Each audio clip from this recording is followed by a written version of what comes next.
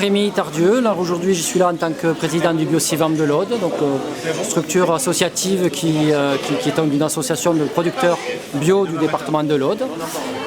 Aujourd'hui, donc, on est partenaire de ce projet fantastique depuis sa création, en tant qu'accompagnateur sur plutôt l'aspect technique et le suivi des producteurs. Entre autres. Donc voilà, donc on était invité aujourd'hui à ce titre-là. Le Bio-Civam travaille quand même aussi depuis longtemps sur tout ce qui est restauration collective. Donc on est quand même amené à travailler en lien avec le conseil départemental, avec les personnes que vous avez vues ici, en particulier sur la mise en place de formation des cuistots de collège, puisqu'on a une filière de producteurs de viande bovine, de jeunes bovins, tendre d'oc, qui se sont organisés pour qu'on puisse proposer toutes les semaines de la viande aux cantines du département, mais qui nécessite du travail, puisque l'objectif pour vendre de la viande bio à des cantines dans un prix acceptable, c'est de fournir des pièces plus grosses et de former les cuistots à préparer cette viande-là. Donc c'est du travail de découpe, de cuisson plus longue, et donc en vendant de la viande donc en gros, mais ça permet quand même de baisser le prix et d'avoir de la viande bio en cantine, en restauration collective. Voilà.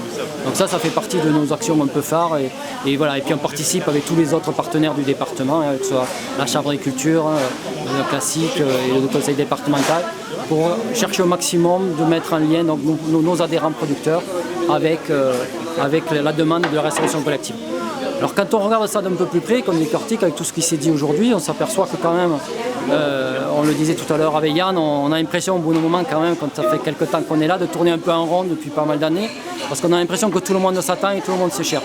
On a les cuistots qui nous disent oui mais moi j'ai pas la marchandise, et les producteurs qui disent oui mais moi je sais pas à qui le vendre. Voilà. Et donc je crois que ce qui est ressorti dans les discussions aujourd'hui, c'est de mettre quand même en avant ce besoin de structurer les choses pour qu'on ait de la marchandise facilement disponible, que les producteurs puissent savoir à qui et combien ils doivent produire avec une garantie de débouchés, et que les cuistots de leur côté ils aient un lieu pour récupérer facilement la marchandise. Donc ça veut dire des légumeries, ça veut dire des plateformes d'achat, mais c'est aussi de ne pas forcément réinventer ce qui existe. C'est-à-dire qu'aujourd'hui, les cantines, elles sont quand même déjà livrées, et les cuistots, ils ont des interlocuteurs, des grossistes en légumes. Et donc c'est aussi de savoir comment ces structures qui existent et qui sont des professionnels de la distribution, de la logistique, on va aussi les alimenter et les mettre dans la boucle pour que en fait, ce soit le maillon manquant à la distribution de légumes, et que eux, de leur côté, plutôt que d'aller chercher des salades à l'autre bout de la France pour fournir en quantité, ils puissent avoir une garantie de producteurs locaux et de fournir donc, tout ce marché de la restauration collective et tous ces produits qu'on est amené à faire manger à nos enfants tous les jours. Bien sûr, nous, notre objectif, c'est qu'il y ait toujours de plus en plus de produits bio par rapport aux bénéfices de la bio. Hein. Donc, si je veux en citer que 3, c'est bien sûr par rapport à l'environnement.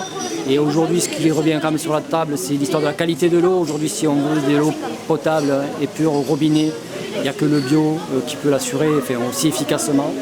C'est bien sûr le respect des sols et puis un perte sur la santé par rapport aux résidus de pesticides dans les aliments. Voilà. Ça, c'est la base du pourquoi on veut qu'il y ait davantage de bio dans nos assiettes. Après, sur la question du prix, c'est sûr que toutes ces techniques-là, c'est un peu plus coûteux qu'en conventionnel, mais on a pu voir que sur des produits déjà en circuit court, et peut-être moins transformés, on peut avoir quand même des prix qui sont abordables. Mais c'est certain, c'est qu'on ne fera pas tout ça si au départ il n'y a pas des prix rémunérateurs pour les producteurs. Et j'ai envie de dire, la crise, pour recoller ça à l'actualité, la crise et les manifestations auxquelles on vit ces jours-ci, l'année dernière, ces jours-ci, au-delà des contraintes environnementales, au-delà des contraintes administratives qu'on nous ressort tous les jours, c'est quand même le revenu qui est la clé. C'est-à-dire que si on était rémunéré, on pourrait plus facilement accepter qu'on fasse plus attention à certaines choses. Donc c'est aussi quand même régulièrement de remettre ça au centre de la table.